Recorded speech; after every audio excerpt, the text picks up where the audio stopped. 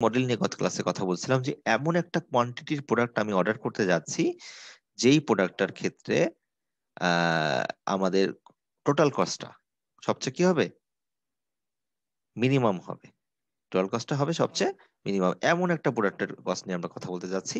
এবং এখানে অ্যাজাম্পশন করে নিয়েছে আমাদের এখানে প্রোডাক্ট কয়টা আছে, একটা আছে। এবং আমাদের এখানে ডিমান্ড যেটা, ডিমান্ড হচ্ছে সেপারেটলি ইভেনলি স্প্রেড। মানে এমন না যে ডিমান্ড নিয়ে প্রতিনিয়ত চেঞ্জ হয়। তারা এরকম ডিমান্ড যেহেতু করছি আমরা, এটা আসলে অ্যাজাম্পশন করে নেওয়া, তো তো ইনফর্ম করার জন্য আমরা এইভাবে চিন্তা করছি যে মনে করো আজকে ডিমান্ড 4টা, তার মানে বছরের প্রতিদিনই ডিমান্ড 4টা। দ্যাট মিনস ডিমান্ডের কোনো ভেরিয়েশন নাই। আনসার্টেনিটি যেটা, ডিমান্ড আনসার্টেনিটি নিয়ে আমরা কথা বলছি না। ডিমান্ড স্প্রেড ইভেনলি, তার মানে আজকে 4টা মানে প্রতিদিন 4টা, এইভাবে এক বছর যে ডিমান্ড আসতেছে এমন ইভেনলি ডিস্ট্রিবিউটেড। হয়তো বলা গেল যে মাসে 30টা, মানে 12 মাসে 30 গুণ 12 এরকম। তো এবং লিড টাইমটা কখনো ভ্যারি করবে না, যে কাস্টমার আমি যখন আমার ম্যানুফ্যাকচারকে অর্ডার দিব, বা হয়তো বা আমি যে মানে লিড টাইম যেটা নিবে আমাকে প্রোডাক্টটা দেওয়ার জন্য, সেই লিড টাইমটা কাস্টমার যদি মানে আমার যে বায়ার, যে বা আমাকে যে সাপ্লাই দিচ্ছে, সে যদি 5 মিনিট বলে, অলওয়েজ কি 5 মিনিট, এটা হচ্ছে লিড টাইম। তো এই দুইটা জিনিস একটু খেয়াল রাখতে হবে। এবং এখানে সিস্টেমের মধ্যে কোনো ডিসকাউন্ট বা এগুলা কিছু নাই। এবং অবশ্যই আমরা ডিমান্ড ক্যালকুলেট করব কি, অ্যানুয়াল, মান্থলি, উইকলি হবে ডিমান্ড, এটা নিয়ে আমরা কনসার্ন হব না। আমরা অ্যানুয়াল ডিমান্ড নিয়ে কথা বলবো, আমরা একটু পরে এগুলো দেখবো, ফর্মুলা চলে আসবে। তো একটা ডায়াগ্রাম আছে, এই ডায়াগ্রাম ইনভেন্টরি ম্যানেজমেন্টের, যে ইনভেন্টরি অর্ডার সাইকেল বা প্রতিটা সাইকেল কিভাবে চলে সেটা নিয়ে আমি কথা বলছি।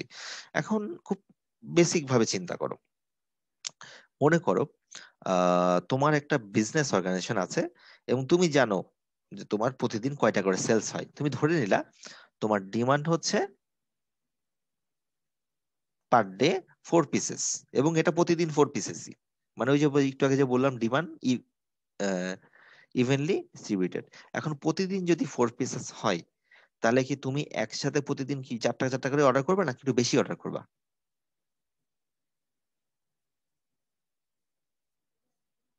হুম, একটু বেশি অর্ডার করা ফোর উচিত কিনা? পিসই অর্ডার করবো। না না না, আসলে 4 পিস না, এখন রাখার ব্যাপারে, কারণ কি এখানে আমার লিড টাইমের ব্যাপার আছে। আমার কাস্টমার, মনে করো আমার যে কাস্টমার আমাকে প্রোডাক্টটা দিচ্ছে, মানে সরি, আমার সাপ্লায়ার প্রোডাক্টটা দিচ্ছে, সেই প্রোডাক্টটা দিচ্ছে, তার লিড টাইম হচ্ছে 5 ডেজ। ঠিক আছে, আরো কিছু প্যারামিটার বা ফ্যাক্টরস এখানে চলে আসবে, 5 দিন। আবার আমি যদি যেই পিক আপ বা যেই মানে ট্রান্সপোর্টেশন মোডের মাধ্যমে অর্ডারিং কস্ট, গত ক্লাসে বলেছিলাম যে প্রোডাক্টটা নিয়ে আসি, সেটা একটা মানে কন্টেনার বা একটা পিক আপের মাধ্যমে আনতে হয়। সেটাতে আনতে গেলে সেটাতে হয়তো বা দেখা যাচ্ছে আমার 4 পিস অর্ডার করলে যে খরচ, 100 পিস অর্ডার করলে একই খরচ। তাহলে কোনটা ভালো? 100 পিস অর্ডার করা। 100 পিসের মতো, তাই না? তো এরকম কিছু প্যারামিটার উপর বেস করে আমরা সিদ্ধান্ত নিলাম যে আমার প্রতি আহ, বার অর্ডার করলে, 100 পিস অর্ডার করলে আমার জন্য ভালো। এখন তাহলে খুব সহজভাবে চিন্তা করো তো, 100 পিস আমাদের কতদিন চলবে? প্রতিদিন যদি 4 পিস করে খরচ হয়, 25 দিন না? 80, 20, 25 দিন, ঠিক কিনা? তাহলে এইখানে কার্ভটার দিকে একটু খেয়াল করো। প্রথম দিন আমি অর্ডার করলাম, তাহলে আমার কাছে কতটা প্রোডাক্ট থাকলো? 100টা, তাই তো? আচ্ছা, একদিন প্রথম সেদিন 104টা প্রোডাক্ট আমার সেল হয়ে গেল বা কনজিউম হয়ে গেল, পরের দিন কয়টা থাকবে?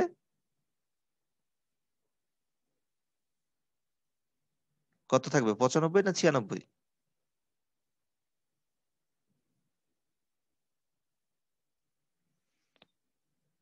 বুঝতে পেরেছি না পারলাম না নাকি?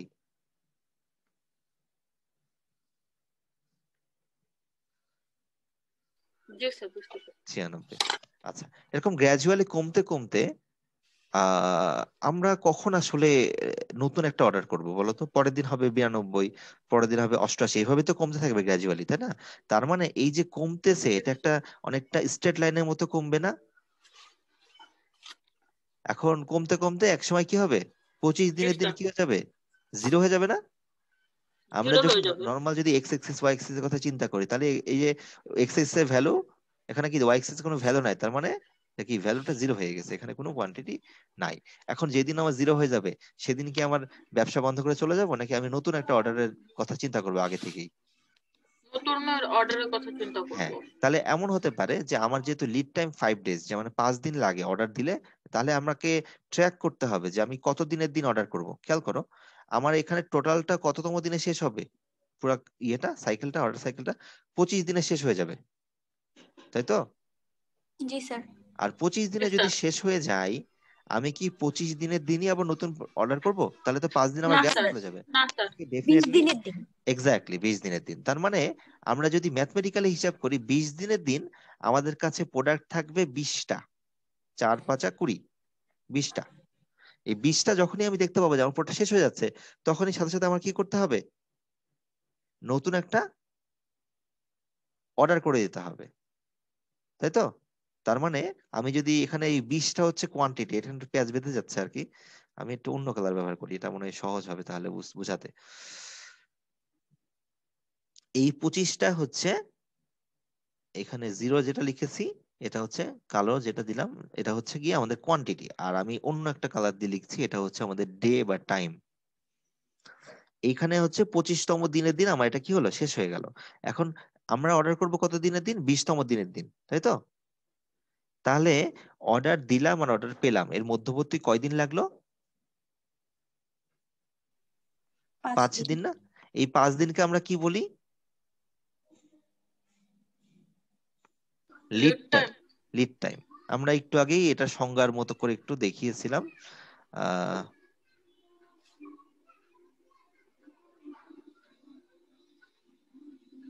উপরের প্রথম লাইনটা দেখো, time interval between ordering and receiving the order, মানে অর্ডারটা প্লেস করা এবং অর্ডারটা হাতে ফেরত পাওয়ার যে মধ্যবর্তী সময়, তাহলে লিড টাইম।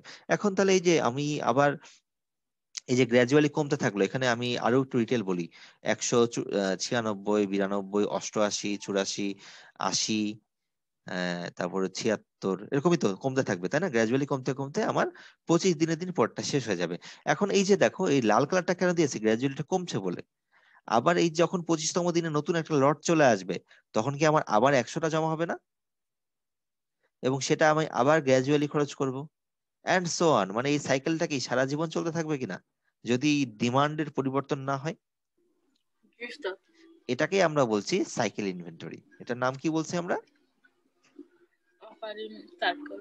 Cycle inventory. হ্যাঁ, অকারিং সাইকেল বা সাইকেল ইনভেন্টরি।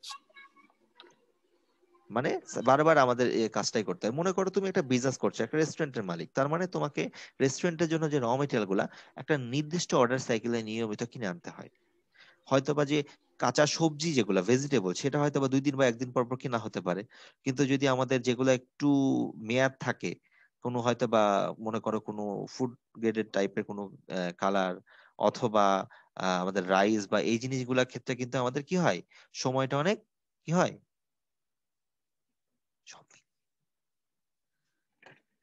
এই সময়টা মিলিয়ে আমাকে চিন্তা করতে হয়। যেমন আমি যদি চাল কিনি, রেস্টুরেন্টের জন্য প্রতিদিন চাল বা আটা কেনার দরকার আছে না, কিন্তু তো এরকম সবাই কিন্তু এরকম করে বারবার 1 সপ্তাহ পর পর তারা দেখছে স্টক আউট হয়ে যাচ্ছে, ওয়্যার হাউসে দেখছে তারা 2টা আছে বা 1টা আছে, সেই কোয়ান্টিটি অনুযায়ী তারা কিন্তু রিল করে আবার কি করছে, নতুন নতুন প্রোডাক্ট অর্ডার করছে। আমি কি বুঝাতে পারলাম? তাহলে এই সাইকেল ইউনিটের কনসেপ্টটা বুঝতে পেরেছো?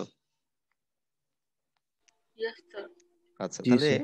এখানে সেই একই কথা, আমি একটা আরো একটা ডিটেল বলছি।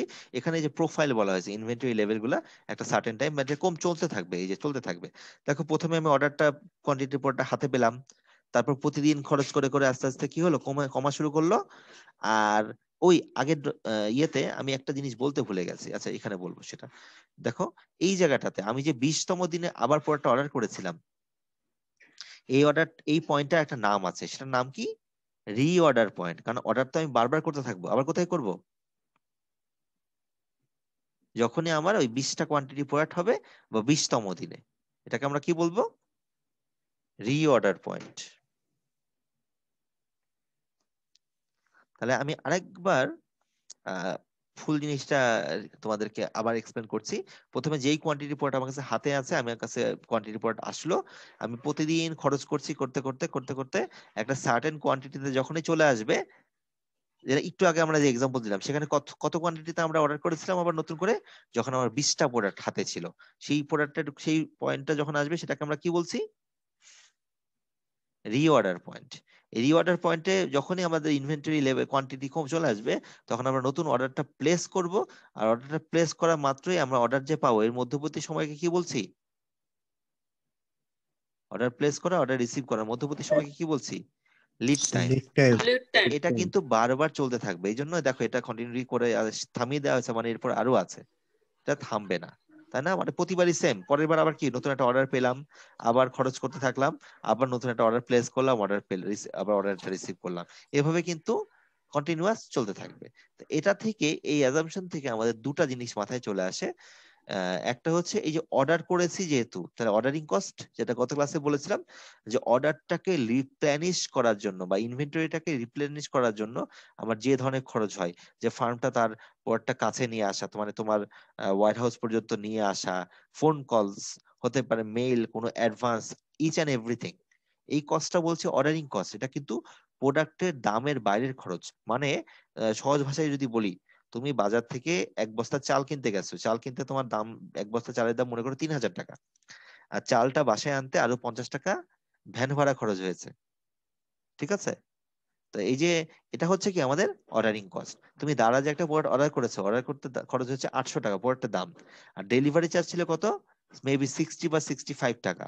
সেই 60 বা 65 টাকাটা হচ্ছে কি আমাদের অর্ডারিং কস্ট। বুঝতে পেরেছি? Yes sir. তাহলে এটা প্রোডাক্টের কস্টের বাইরের কস্ট, এটা এইভাবে মাথায় রাখতে হবে। এবং ক্যারিং কস্ট, ক্যারিং কস্টটা কি? প্রোডাক্টটা আমি আনার পরে, আমি তো এই যে একটু আগে যে কার্ভটা দেখালাম, আমি যেটা আনতেছি, আমি কি প্রথম দিনই সবগুলো খরচ করে ফেলছি, না আমার 25 দিন প্রোডাক্টটা চলছে? একটু আগে জাস্ট এক্সাম্পলের সাপেক্ষে বলছি, 25 দিন পরটা আমার কি করা লাগছে? ওয়্যার হাউসে থাকছে। সব দিন একই কোয়ান্টিটি থাকছে না, কোনোদিন বেশি থাকছে বা কোনোদিন কম থাকছে, তাই না? প্রথম দিন 100টা ছিল, আর শেষ দিন কত ছিল? 0টা, আবার নতুন একটা লট আসছে। তো এই যে খরচটা, রাখার যে খরচ, রাখার খরচ কি? ওয়্যার হাউসের কস্টিং, বা আমাদের যে ফ্যাসিলিটি, ডিফারেন্ট টাইপস এর ফ্যাসিলিটি হতে পারে। ফুডটা যদি ফ্রোজেন হয় একভাবে রাখতে হবে, যদি ফুডটা ফ্রোজেন না হয় অন্য কোনো কিছু হয় তাহলে আরেকভাবে রাখতে হবে। এইটার যে খরচ, এটার মেইনটেনেন্সের যে খরচ, এই কস্টিং গুলা আমরা বলতেছি ক্যারিং কস্ট। বলতেছে দেখো, আর mainly based on the cost due to maintenance of the inventory. ঠিক আছে, ঠিক মতো করা। এবং এটা হচ্ছে গিয়ে আমাদের যত বেশি রাখা হবে প্রোডাক্ট ইনভেন্টরি আমার কাছে, যত বেশি রাখা হবে তত বেশি আমাদের কি হবে? হোল্ডিং কস্ট বেড়ে যাবে না? যত রাখা হবে জি তত স্যার। হোল্ডিং কস্ট কি হবে? হোল্ডিং কস্ট বা বাড়বে। ক্যারিং কস্ট বেড়ে যাবে। কারণ আমার ওয়্যার হাউসে 1 মাস থাকলে ওয়্যার হাউসের যে ভাড়া, তুমি এভাবে চিন্তা করতে হবে যে বল স্যার, ওয়্যার হাউস তো আমি ভাড়াই নিয়ে নিছি 1 বছরের জন্য। আচ্ছা নিছো, কিন্তু তুমি 1 মাসে যে প্রোডাক্টটা রেখেছো তার খরচটা তো ওইটার থেকে হিসাব করতে হবে, নাহলে তো প্রপার ম্যানেজমেন্ট বা প্রপার কস্টিং তুমি করতে পারবে না। পরের মাসে আরেকটা লট এসছে, সেই লটের থেকে হিসাব করতে হবে যে আমার এটা রাখার জন্য কত টাকা খরচ হলো, তারপর না তুমি লাভ করবা। তোমার কস্টিংটা বাদ দিয়ে পরে তো প্রফিটের কথা আসবে। তো এটা হচ্ছে ক্যারিং কস্ট বা হোল্ডিং কস্ট। এটা বুঝতে পেরেছি যে ওটা তোমার কাছে রাখা, মেইনটেনেন্স করা, বা ওটার কন্ডিশন ঠিক রেখে ওটাকে প্রিজার্ভ করার জন্য যেই সময়টা বা যে প্লেসটা লাগছে সেটাকে আমরা বলছি হোল্ডিং কস্ট। তো এবার ফিরে আসি, এবার হচ্ছে আমাদের একটা কার্ভ, এটাকে বলছি আমরা কস্ট কার্ভ। কিভাবে হয়? আমরা ইনিশিয়ালি একটা প্রোডাক্টকে যখন রাখতে চাই, তার থেকে যখন দুটা রাখতে চাই, আমাদের কি হবে? খরচ বেড়ে যাবে না? একটার জায়গায় দুটা, দুটার জায়গায় তিনটা হলে কি হবে? গ্র্যাজুয়ালি খরচটা বাড়তে থাকবে। জিরো থেকে আস্তে আস্তে হোল্ডিং কস্ট কি হবে? গ্র্যাজুয়ালি বাড়তে থাকবে। মানে একটা জায়গায় রাখার জন্য যে খরচ, দুটা হলে তার চেয়ে বেশি খরচ।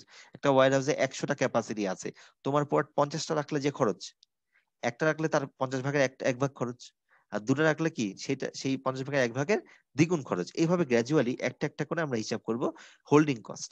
এবার আসি অর্ডারিং কস্ট। অর্ডারিং কস্টের ক্ষেত্রে আমরা সবসময় প্রোডাক্টটা আমার কাছে নিয়ে আসার জন্য বা আমার ইনভেন্টরিটা আমার কাছে নিয়ে আসার জন্য যে খরচ, এখন সেই ক্ষেত্রে আমরা কি করি? ডিফারেন্ট টাইপস এর ট্রান্সপোর্টেশন মোড, সাপ্লাই চেনে আমরা আরো ডিটেলস বলবো, ট্রান্সপোর্টেশন মোড ব্যবহার করি, বা ডিফারেন্ট টাইপস এর মেথডস ফলো করি।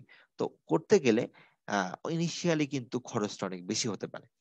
যেমন আহ একটা ছোট এক্সাম্পল দিই।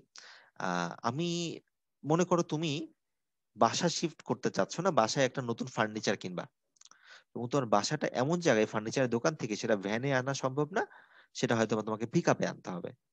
বুঝতে পারছি? একটা পিক আপ মানে 1 টনের যে ছোট ছোট পিক আপ গুলো, আমি জানি না তোমরা কখনো দেখেছো কিনা ছোট ছোট যে 1 টনের পিক আপ, সেই 1 টনের যে পিক আপ গুলা, সেটাতে একটা ফার্নিচার রাখার পরে ওটা জায়গা অনেক বেঁচে যায় না? মানে মনে করো একটা ছোট টেবিল নিয়ে জি আসছো, স্যার। জায়গা বেঁচে যাবে, কারণ ওইটাতে কিন্তু অনেক প্রোডাক্ট তুমি ক্যারি করতে পারো। এখন ওই 1 টনের পিক আপটা কখনো কি যারা ভাড়া দেয় তারা কি কখনো এটা বলে টেবিল নিলে আপনার এত খরচ, অথবা যদি আপনি পুরাটা ভরে নেন তাহলে এত খরচ? বলবেন না ভাই না আপনার স্যার। লোকেশন এটা, আপনি এই পর্যন্ত গেলে আপনাকে 1500 টাকা আমাকে দিতে হবে, শেষ, তাদের কথা শেষ। আর 1500 টাকার মধ্যে তোমার যা যা প্রোডাক্ট আছে তুমি নিতে পারলে হলো। এখন দেখো তোমার 3000 টাকা একটা টেবিলকে ক্যারি করতে গেলে অনেক সময় লাগছে কি 1000 টাকা। আবার সিমিলারলি 3000 টাকা মানে আমি 3000 টাকা না বলে আমি বলতে পারি কি যে একটা প্রোডাক্ট, অথবা এমন হতে পারে যে ওই পিক আপটাতে যদি দোকানদাররা ক্যারি করে তখন কি তারা একটা টেবিল ক্যারি করবে নাকি যত বেশি ক্যারি করানো যায়? তোমার তো একটা লাগছে, তখন সে 3000 টাকার টেবিলের হয়তো বা কি করবে, সে যে সব বসায় দেখবে যে ভাই 12টা বসানো যায়, তখনও তার খরচ কত হবে? 1000 টাকা। তাহলে দেখো আমার যখনই অর্ডারিং কোয়ান্টিটি, খেয়াল করো আমি এখানে গ্রাফটাতে আবার ফিরে আসি, এই লাইনটাকে কি ইন্ডিকেট করছে নিচের এক্স এক্সিস? অর্ডার কোয়ান্টিটি, মানে কোয়ান্টিটি যত বাড়বে হোল্ডিং কস্ট তত গ্র্যাজুয়ালি কি হয়, বাড়তে থাকে কম বারে পারে। Holding cost. আর অর্ডারিং কস্ট কি হয় জেনারেলি কমে। আস্তে আস্তে কমে যাওয়ার কথা, কিন্তু কমতে কমতে একসময় তো জিরো হবে না, তাই না? এই যে গ্র্যাজুয়ালি কমছে, কমতেছে, একটা সার্টেন টাইমের পরে একটা ইউনিফর্ম আসবে, আর খুব বেশি ভেরিয়েশন হবে না, সেটাকে আমরা বলছি অর্ডারিং কস্ট। এখন এই দুইটা কস্ট মানে যেই জায়গাটাতে ইন্টারসেক্ট করবে সেটাকে আমরা বলছি ইকোনমিক অর্ডার কোয়ান্টিটি।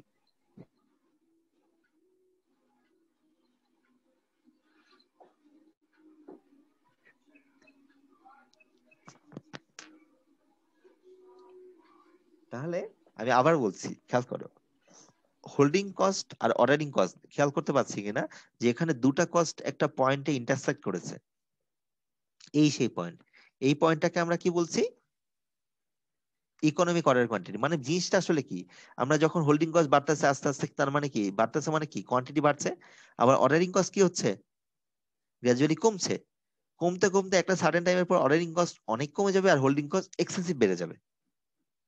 সেই যে দুটা ইন্টারসেক্ট করছে যে পয়েন্টে, এই যে কোয়ান্টিটিটা আমি পেলাম, এই যে বরাবর আমি একটু এখানে দেওয়াই আছে তাও আমি বোঝাচ্ছি, এই পয়েন্টটাকে আমরা কি বলছি, আমাদের ইকোনমিক অর্ডার কোয়ান্টিটি। মানে যেই কোয়ান্টিটি প্রোডাক্ট অর্ডার করলে আমাদের খরচ সবচেয়ে কি হবে, ম্যানেজমেন্ট কস্টিং সবচেয়ে কম হবে সেটা।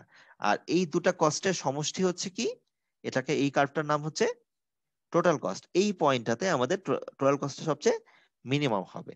এখন একটা ছোট কথা বলে রাখি, দেখো এখানে দুটা পয়েন্ট এক জায়গায় ছেদ করেছে, তার মানে এইখানে হোল্ডিং কস্ট আর অর্ডারিং কস্ট কি সমান হওয়ার কথা না? আমাদের জ্যামিতি যারা মানে ভালো করে জি স্যার। সমান হওয়ার কথা না? আমাদের এ ধরনের অঙ্কগুলাতে যদি আমাদের উত্তরে হোল্ডিং কস্ট আর অর্ডারিং কস্ট মিলে যায়, তার মানে বুঝবো অঙ্ক ঠিক আছে। এটা কার্ভ থেকেই আমি আগে বলে দিলাম, কারণ একটু পরে অঙ্কেতে তোমাদের এই প্রশ্ন আসতে পারে, স্যার কেন এটা বারবার একই হচ্ছে, কিন্তু এটা একই হবে যদি আমরা ইওকিউ মডেল ফলো করি। তাহলে আমাদের ইওকিউ মডেলের মেইন প্যারামিটারটা কি, টোটাল কস্টটা কি হবে, কম হবে। তো এবার আসি আমাদের হোল্ডিং কস্ট আর অর্ডারিং কস্টের কনসেপ্টটা নিয়ে আমি আরেকবার কথা বলবো। আচ্ছা, ওই প্রথম এক্সাম্পলটা কি দিয়েছিলাম বলতো, আমার প্রতিদিনের ডিমান্ড ছিল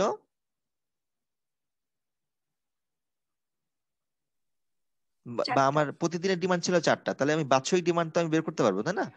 এখানে সবগুলা কি দেখো, annual ordering cost, annual holding cost, আমি এগুলা ফর্মুলা অত মনে রাখা লাগবে না, আমি জাস্ট একটু সহজ করে এখান থেকেই তোমাকে বুঝিয়ে দিব। মনে করো তোমার বাৎসরিক ডিমান্ড হচ্ছে 1000 পিস। বাৎসরিক ডিমান্ড কত?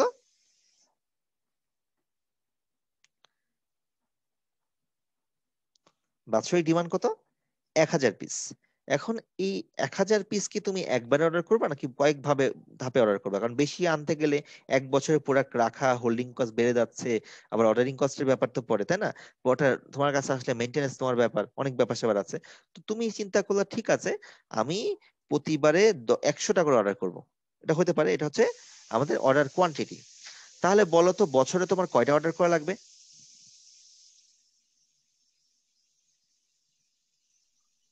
1200। না না, ভালো করে বলো। এক বছরের ডিমান্ড তোমার হচ্ছে 1000, আর জি স্যার। প্রতিবারে 100টা করে অর্ডার করো বছরের মধ্যে, তাহলে বছরে তোমার কয়টা অর্ডার লাগছে? 10টা। 10টা না, 10টা। তাই তো? তাহলে 10টা। আচ্ছা, এবার আসি, মনে করো প্রতিবার অর্ডার করতে তোমার খরচ হয় 100 টাকা, মানে এটা হচ্ছে অর্ডারিং কস্ট। কত টাকা? 100 টাকা। তাহলে তোমার বাৎসরিক কস্টিং কত? 1000 টাকা না? দেখো, জি আবার স্যার। আবার জি বলছি স্যার। আবার বলছি আমার বছরে লাগে 1000টা প্রোডাক্ট, প্রতিবার আমি 100 টাকা অর্ডার করি, তাহলে আমার বছরে কয়টা অর্ডার করা লাগছে? 10টা। এটা বুঝি না এখনো? জি স্যার। আচ্ছা, যদি 100টা বছরে আমার 10টা অর্ডার করা লাগে, আর প্রতিবার অর্ডার করতে আমার যদি 100 টাকা করে খরচ হয়, তাহলে আমার বাৎসরিক খরচ কত? অর্ডারিং কস্ট 1000 টাকা না? 1000। এটা বুঝতে পেরেছি। এখন আমি একটু আগে কি করলাম খেয়াল করো তো, 1000 ভাই 1000 ভাগ 100 করলাম, কেন করলাম? অর্ডার কোয়ান্টিটি বের করলাম। তাহলে অর্ডারিং কস্টের এই জায়গাটাতে খেয়াল করো।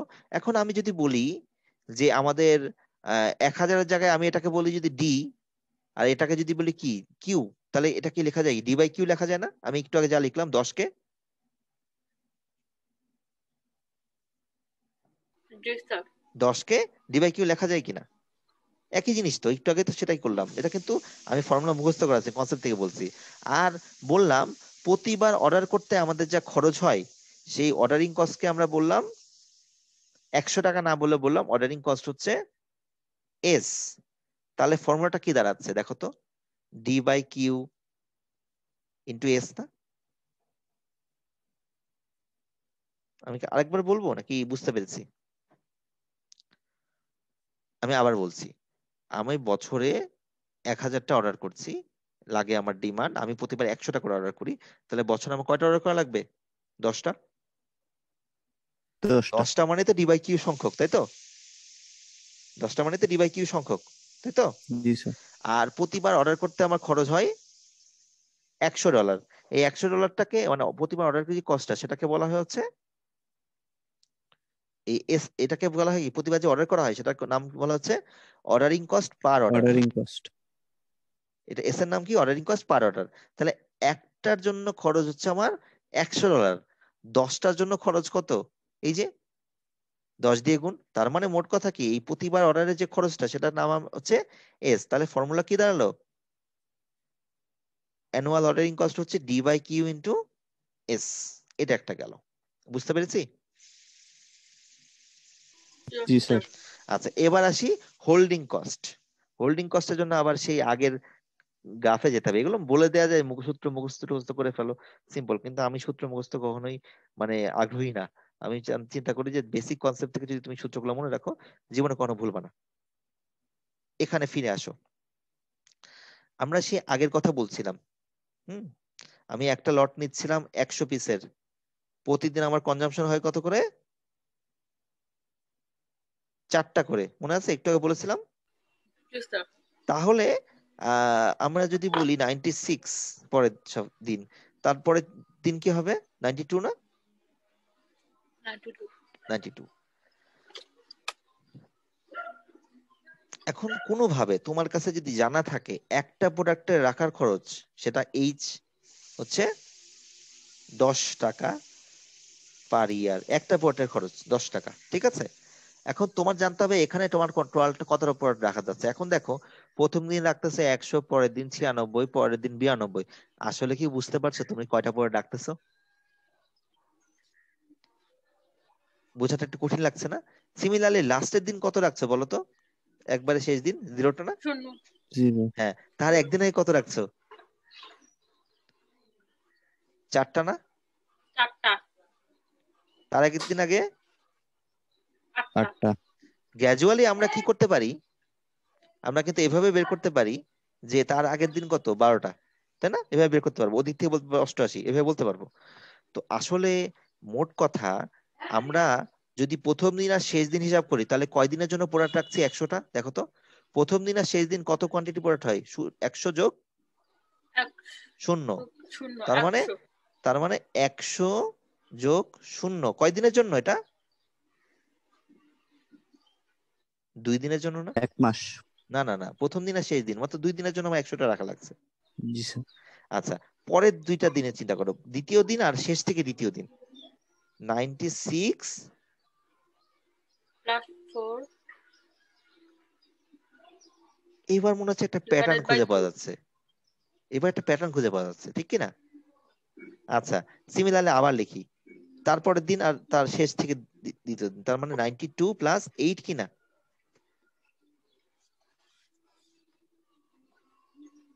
তার মানে এই 100টা যেন আমার কি অর্ডারিং কোয়ান্টিটি না?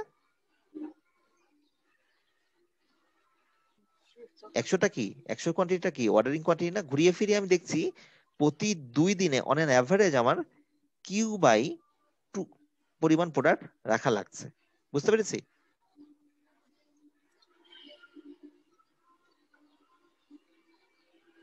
মানে অ্যাভারেজে একদিনের জন্য আমার কতটুকু প্রোডাক্ট রাখা লাগছে? কিউ বাই 2 পরিমাণ, বা এখানে যদি বলি 50 গড়পড়তায় প্রতিদিন কত 50 প্রোডাক্ট রাখা লাগতেছে? 50টা। তাহলে বলো তো বাৎসরিক খরচ কত? 500 টাকা না? এত কোয়ান্টিটি 50টা প্রোডাক্ট রাখা লাগতেছে, একটা প্রোডাক্টের জন্য খরচ হচ্ছে 10 টাকা, সো 50টার জন্য কত? 500 টাকা। সেখান থেকেই আমরা এই ফর্মুলাটাকে এনশিওর করতে পারি যে আমাদের এই ফর্মুলাটা দ্বারাই হচ্ছে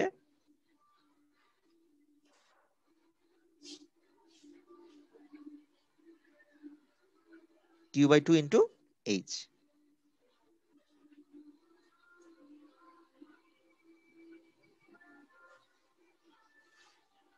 আমি কি বুঝতে পারলাম নাকি পারিনি? বুঝছি। তাহলে দেখো, এই যে দেখো কিউ বাই 2 ইন্টু এইচ আর ডি বাই, এই যে দেখো, তাহলে এই দুটা খরচই তো আছে, এই দুটা খরচ যোগ করলে কি হবে? Total cost. দেখো এইখানে ওই কথাটা আমি যে একটু আগে বলেছিলাম, তাহলে আমি এখানে আরো মানে যে প্রোডাক্টের দাম নিয়ে আমরা কথা বলছি না, বাট এখানে টোটাল কস্টটা কি ইনক্লুডিং পারচেজ কস্ট, মানে প্রোডাক্টের যে দাম সেটা হচ্ছে প্রোডাক্টের একটার দাম পি, আর যেই কোয়ান্টিটি আমার প্রোডাক্ট লাগবে তার দাম ডি, তার গুণ, দুটার গুণফল, তাই তো? এটা হচ্ছে, কিন্তু আমরা হিসাবে এইটা কখনোই রাখবো না, আমরা শুধু এই কস্টিং নিয়ে চিন্তা করব, শুধু টোটাল কস্টের অর্ডারিং কস্ট আর হোল্ডিং কস্ট নিয়ে চিন্তা করব। তাহলে আমি একটু আবার কথাগুলো ফিরিয়ে আবার বলি। একটা হচ্ছে কিউ হচ্ছে আমাদের কি অর্ডারিং কোয়ান্টিটি, প্রতিটার জন্য প্রতিটা অর্ডারিং মানে সাইকেলে আমরা যে কোয়ান্টিটি পর অর্ডার করি সেটা হচ্ছে কিউ। এইচ হচ্ছে হোল্ডিং কস্ট পার ইউনিট, ঠিক আছে, ক্যাপিটাল এইচ। আর ডি হচ্ছে অ্যানুয়াল ডিমান্ড, আর কিউ হচ্ছে, সরি, এস হচ্ছে কি অর্ডারিং কস্ট পার অর্ডার, মানে একটা প্রোডাক্ট অর্ডার করতে আমাদের যে টাকা মানে খরচ হয় সেটা হচ্ছে এস। এই মোটামুটি আমাদের কস্টের জিনিসগুলো চলে গেল। এখন আমরা রিলেশনে আসবো। একটু আগে কার্ভ যে এঁকেছিলাম, কার্ভে এই কথাটা বলেছিলাম, মনে পড়ছে কারো? Yes, sir. অর্ডারিং কস্ট আর হোল্ডিং কস্ট সমান হয়। একটু আগে জানতামই না অর্ডারিং কস্ট কিভাবে ইন্ডিকেট করে আর হোল্ডিং কস্ট কিভাবে এক্সপ্রেস করে, তো এখন জেনে ফেললাম। তার মানে দুটো কিন্তু কি ইওকিউ মডেলে এই একটা যেই পয়েন্টে আমাদের সবচেয়ে মিনিমাম কস্ট, সবচেয়ে কস্ট কম, সেই পয়েন্টে দুটা কি হবে? সমান হয়ে যাবে। বলছে total cost curve reaches the minimum where the carrying and ordering cost are equal. তো এইখান থেকেই, এই ইকুয়েশন থেকেই আমরা কিন্তু একটা ফর্মুলেশন পড়ে আমরা একটা কিউ এর ফর্মুলা পেয়ে যাই, Q equal to 2ds by H. কিভাবে আসতেছে আমি দেখিয়ে দিচ্ছি। আমি, তোমার ডেরিভেটিভ নিশ্চয়ই শিখেছো ছোটবেলায় ক্যালকুলাসে, মানে ছোটবেলা মানে এইচএসসি তে শিখেছো ক্যালকুলাসে ডেরিভেটিভ করা, ডিফারেন্সিয়েশন বা ডেরিভেটিভ।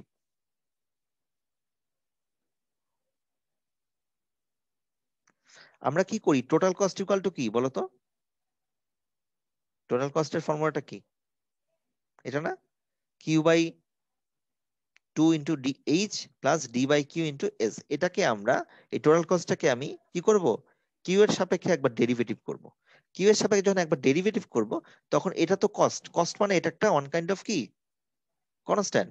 সো এটা যখন ডেরিভেটিভ করব, কনস্ট্যান্টকে ডেরিভেটিভ করলে কি হয়? জিরো হয়ে যায় না? তো এই 0 হয়ে যাবে, আর এই ডান জি পাশে জি স্যার। ডেরিভেটিভ গুলাকে আমরা অ্যাকুমুলেট করে তুমি দেখে নিবে, এটা আমার মনে হয় না ডেরিভেটিভ দেখানো দরকার আছে। ফাইনালি আমরা কিউ ইকুয়াল টু 2dh/h পেয়ে যাব। এটাই হচ্ছে আমাদের ইওকিউ মডেল। মানে আমরা যদি কোনো সিস্টেমের মধ্যে কিউ এর ভ্যালু, মানে এই ফর্মুলা দিয়ে ডি, এস আর এইচ এর ভ্যালু আমাদের জানা থাকে, আমরা যদি কিউ এর ভ্যালু বের করি, এই কোয়ান্টিটি প্রোডাক্টটা আমাদের সবসময় কি হবে? অপটিমাম। মানে এই কোয়ান্টিটি প্রোডাক্ট আমরা যদি সেল করি, আমাদের কস্টিং সবচেয়ে কি হবে, মানে সরি সেল না, অর্ডার করি, আমার কস্টিং কি হবে? ম্যানেজমেন্ট কস্টিং সবচেয়ে মিনিমাম হবে। এখানে ডিটা যেন কি বলতো? অ্যানুয়াল ডিমান্ড, এসটা কি? অর্ডারিং কস্ট, আর এইচটা কি? Annual holding cost. মনে থাকবে? এগুলো সবই কিন্তু কিসে আছে? মোটামুটি অ্যানুয়ালে আছে। তাহলে এখন অ্যানুয়ালে না থাকলে কি করতে হবে? অ্যানুয়ালে করে নিতে হবে। তো সময় তো 2 মিনিট আছে, একটা অঙ্ক মনে হয় না হবে। তো আমরা একবার নতুন করে